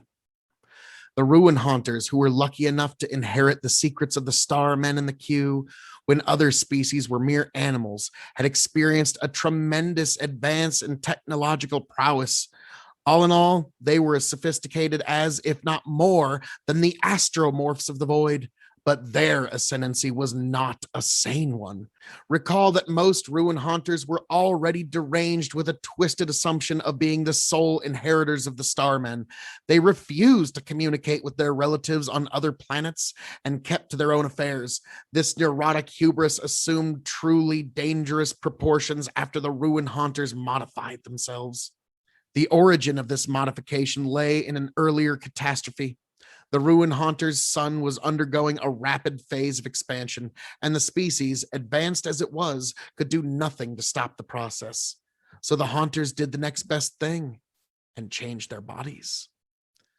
The infernal conditions of the solar expansion meant that a biological reconstruction was totally out of the question. Thus, the haunters replaced their bodies with machines, floating spheres of metal that moved and molded their environment through subtle manipulations of gravity fields. In earlier versions, the spheres still cradled the organic brains of the last haunters, but in successive generations, ways to contain the mind within quantum computers were devised, and the transformation became absolute. The ruin haunters were replaced by the completely mechanical gravitals. While not even organic, the gravital still retained human dreams, human ambitions, and human delusions of grandeur. This, combined with mechanical bodies that allowed them to cross space with ease, made interstellar war a frightening possibility. Machine invasion. It took a long time for the gravital to prepare. Propulsion systems were perfected and new bodies capable of withstanding the interstellar jumps were devised. But when they finally decided that the time was nigh, nothing survived the slaughter. The invasion followed a brutally simple plan. The target world's suns were blockaded and their light was trapped behind specially constructed million-mile sails. If the dying worlds managed to resist, an asteroid or two finished them off. Enormous invasion fleets were built, but it was rarely necessary to deploy them. The machines had caught their cousins completely off guard. The Great Dying, all of which occurred in a relatively quick 10,000-year period, stretched the boundaries of genocide and horror. Almost all of the new human species, unique beings who had endured mass extinctions, navigated evolutionary knife edges, and survived to build worlds of their own, vanished without a trace. Even the Q had been loyal to life. They had distorted and subjugated their victims, but in the end, they had allowed them to survive. To the machines, however, life was a luxury. Such thorough ruthlessness was not, ironically, born out of any kind of actual hatred. The gravital, long accustomed to their mechanical bodies, simply didn't acknowledge the life of their organic cousins. When this apathy was mixed with their insane claims as the sole heirs of the Starmen, the extinctions were carried out with the banality of, say, an engineer tearing down an abandoned building. Under the reign of the machines, the galaxy entered a brand new dark age. When considering the invasion, the machine invasion brought on the greatest wave of extinctions the galaxy had ever seen, for it was not a simple act of war by one species against another, but a systemized destruction of life itself. When considering such a vast event, it's easy to get lost in romantic delusions. It's almost as easy to write off the gravital as evil as it is to consider the entire episode as a nihilistic end of everything kind of scenario. Both of these approaches are, as they would be in any historical situation, monumental fallacies. To begin with, the gravital were not evil, at least not to their own perception. These beings, although mechanical, still lived their lives as individuals and operated inside coherent societies. They had surrendered their organic heritage, but their minds were not the cold, calculating engines of true machines. Even after giving orders that would destroy 1 billion souls, a gravital would have a home to go to, and as incredibly as it might sound, a family and a circle of friends towards which it felt genuine affection. Despite being endowed with compassion, their harsh treatment of the organics was the result of, as mentioned before, a simple inability to understand their right to live. Furthermore, the gravital did not constitute a singular, indivisible whole whose entire purpose was to wreck the universe. True, their technological advancement had allowed them to form a pan-galactic entity, but within itself, the machine empire was divided into political factions and even religious faiths. Superimposed over these fault lines were the daily lives and personal affairs of families and individuals. Like any sentient being, they had a sense of identity and thus differing agendas. Nor did the machine invasion mean the end of everything. There certainly was a widespread destruction of life, but what was lost was only organic life, consuming energy, directing it for reproduction, thought, and even evolution. The machines were as alive as any carbon-based organism. Despite the turnover, life of a sort survived, and as would be seen, even preserved some of its organic predecessors. Subjects: the many descendants of the bug facers. The bug facers, racially shy and xenophobic due to their background of repeated alien invasions, became the first species to face the gravital onslaught. As ironic as their fate seemed, the bug facers were the luckiest of the post-humans. Instead of being exterminated like the rest of their cousins, they survived as the only organic beings in the machine empire. The precise reason for their retention remains unknown to this day. Perhaps the machines hadn't perfected their ruthless apathy by then, or perhaps they pitied the poor organics and allowed them to maintain a stunted parody of an existence. Whatever the reason, the bug facers endured, but they hardly resembled their original ancestors anymore. Genetic engineering, the lost art of the galaxy threading queue, and later the tool breeders as well, was mastered almost as comprehensively by the machines, not hesitating to warp the beings which they did not really consider to be alive. They spliced their way into bug facer DNA, producing generations of literal abominations. Would a woman or man of today show any apprehension towards reassembling a computer or even recycling trash? Such was the attitude of the triumphant gravital. Thus, multitudes of subjects were produced, distorted to such an extent that even the meddling of the Q seemed comparatively timid. Most of them were used as servants, caretakers, and manual laborers. These were the lucky forms. Some submen were reduced to the level of cell cultures, useful only for gas exchange and waste filtering. Others were molded into completely artificial ecologies, baroque simulations that served only as entertainment. Some machines, with their still human ambitions, took this practice into a new level and produced living works of art, doomed one-off creatures who existed purely as biological anachronisms. Be it a tool, slave, or entertainment, humanity narrowly held on to its biological heritage, while its machine cousins reigned supreme for an unbelievable 50 million years. The other machines. Recall that despite its galaxy-cradling might, the machine empire was not homogeneous. It contained dozens of differing factions that did not always agree on everything, including the treatment of their downtrodden biological subjects. Some machines, over a process involving several religious, social, and philosophical doctrines, began to comprehend the universality of life and the common origin of organic and mechanical humanities. Initially, such individuals lived in seclusion or withheld their beliefs from the world. They secretly engineered lineages of subjects that could live, move, and think as freely as they could. In a few memorable instances, the engineers fell in love with their creations, and their martyrdom inspired other machines to think just a little differently. Eventually, the ideology gained enough momentum to be practiced openly in everyday life.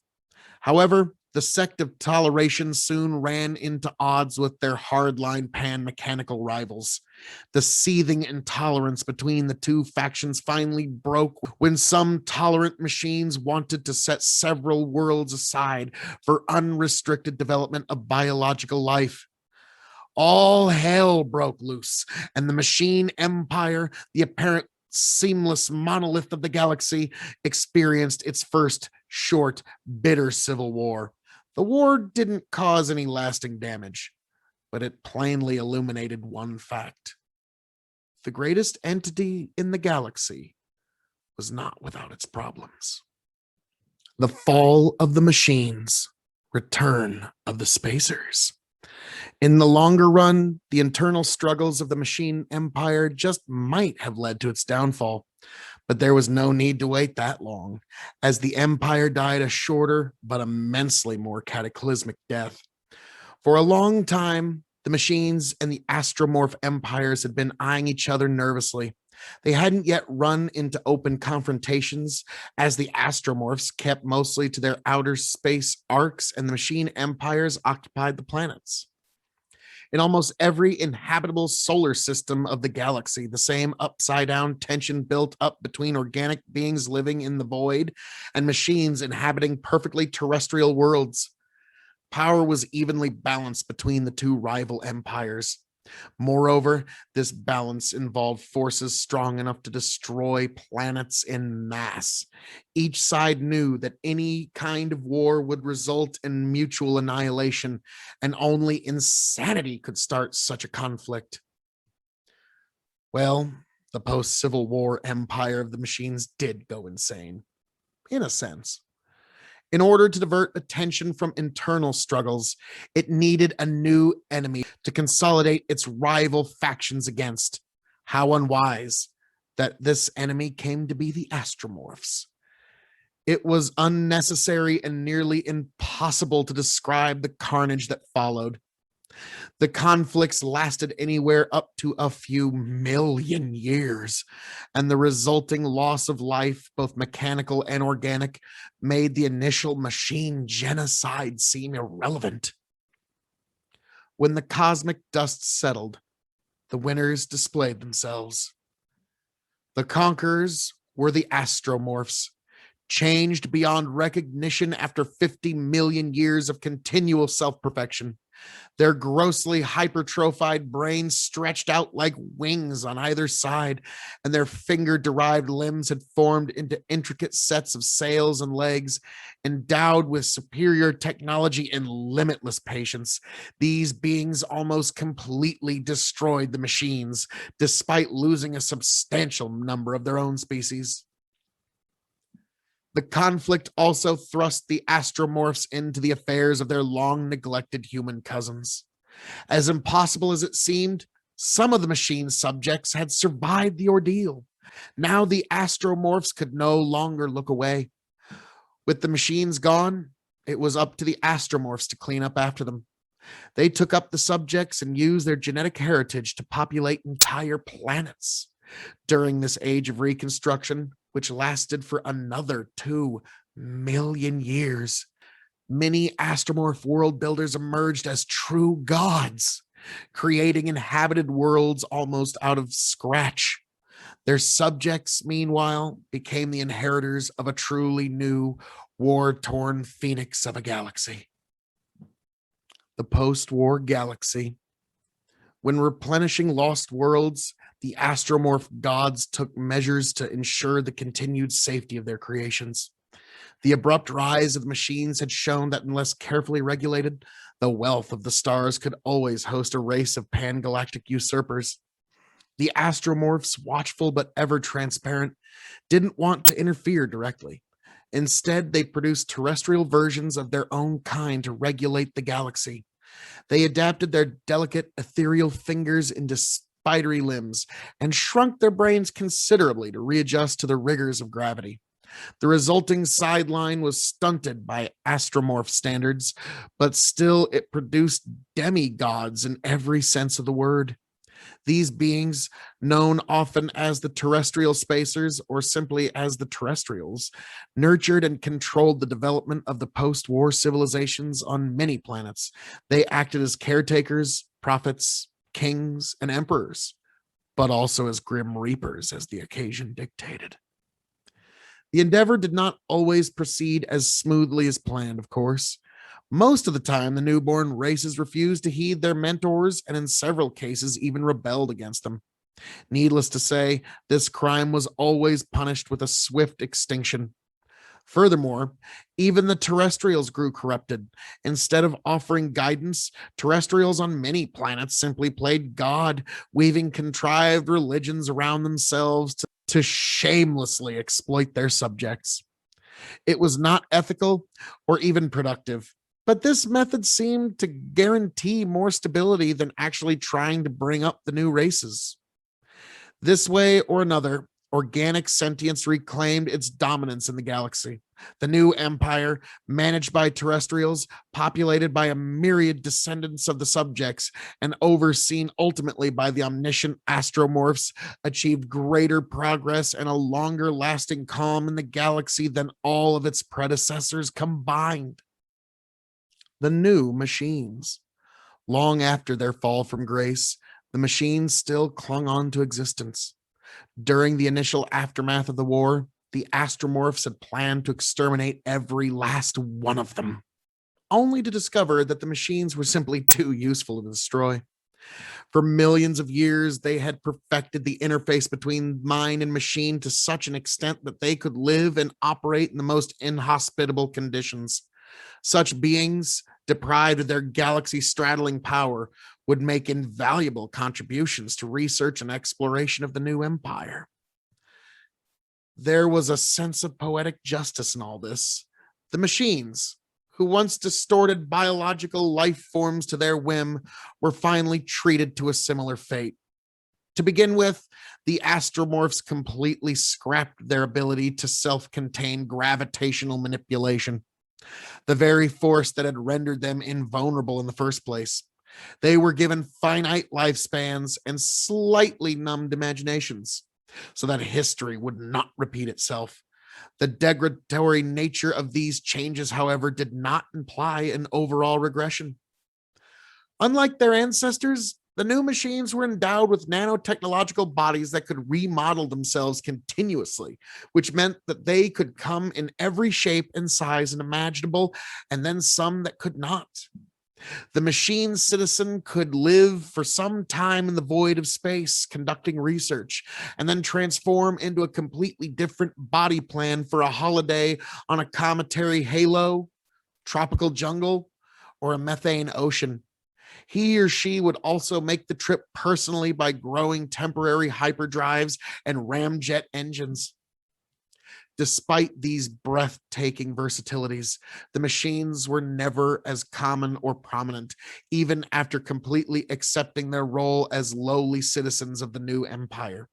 The greatest war in conceivable history had ingrained the organics with too deep a mistrust of their mechanical neighbors, and the new machines were always treated with a degree of discrimination.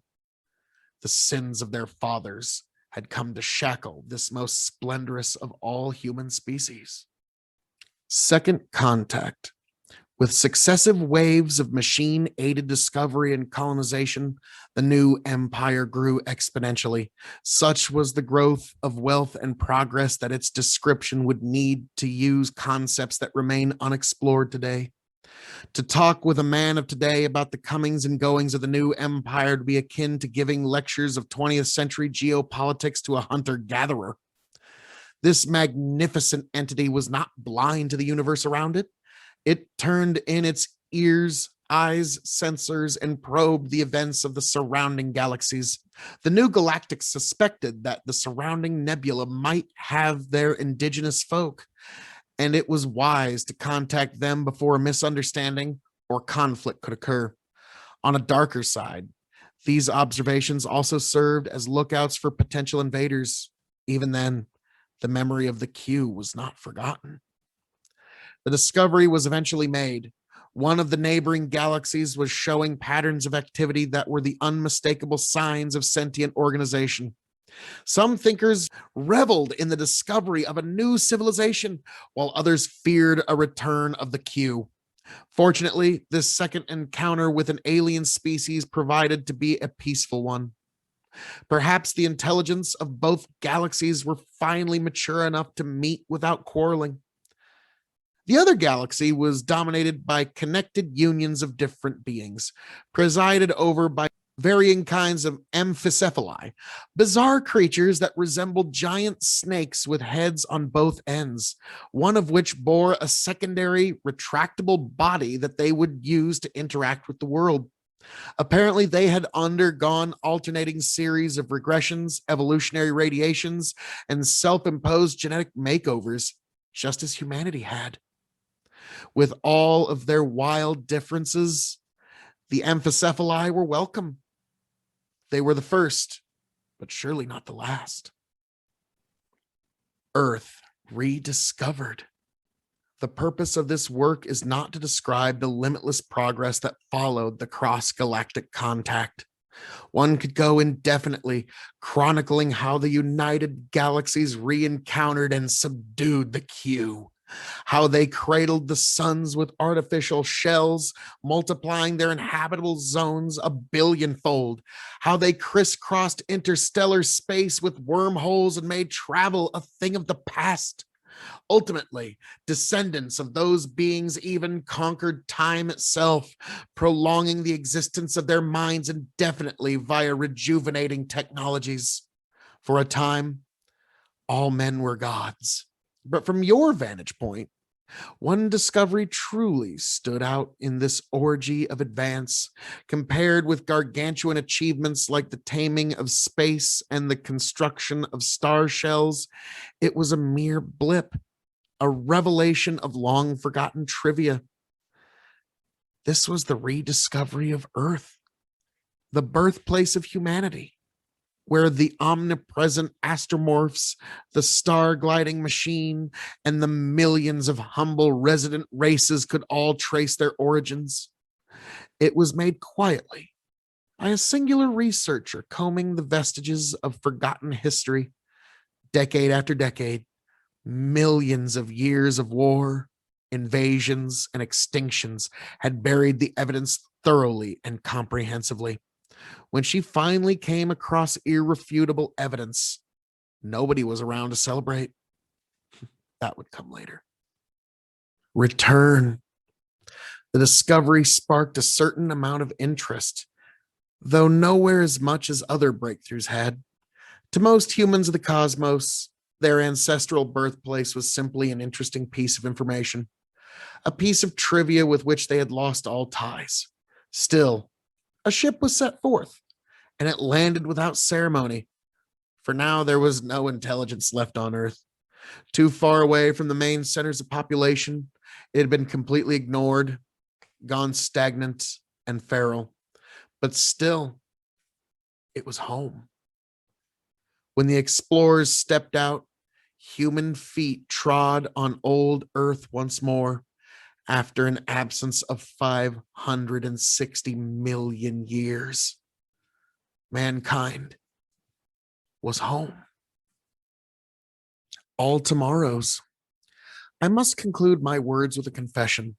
Mankind, the very species which we've been chronicling from its terrestrial infancy to its domination of the galaxies, is extinct.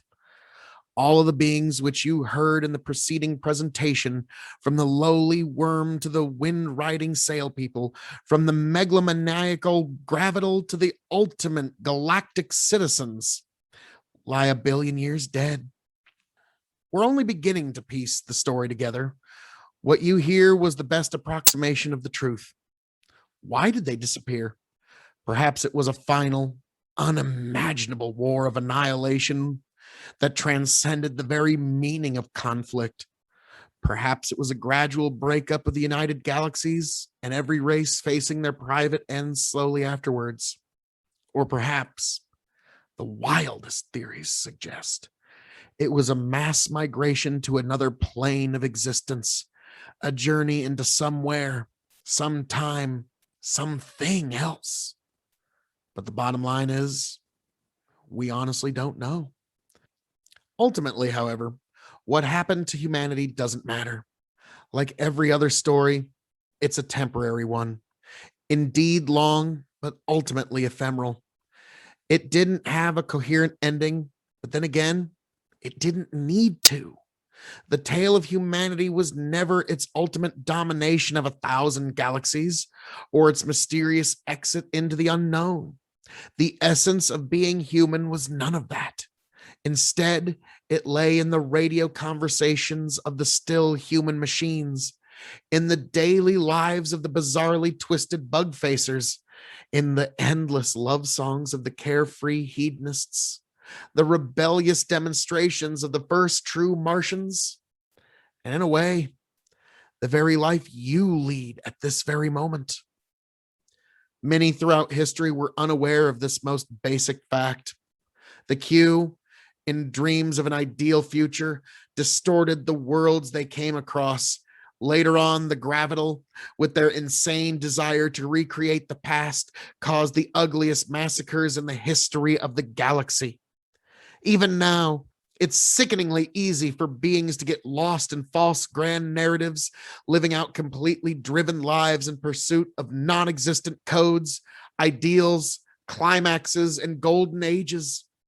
In blindly thinking that their stories serve absolute ends, such creatures almost always end up harming themselves, if not those around them. To those like the misguided, look at the story of man and come to your senses. It's not the destination, but the trip that matters. What you do today influences tomorrow, not the other way around. Love today and seize all tomorrows.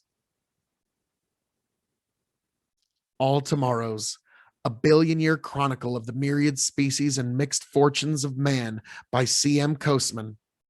Read by your reader and narrator, Phil K.O.E. You can find me at K.O.E Nation on YouTube and Twitch. This was an amazing time, an enjoyable time. It was great to be with you. And remember to seize all tomorrows.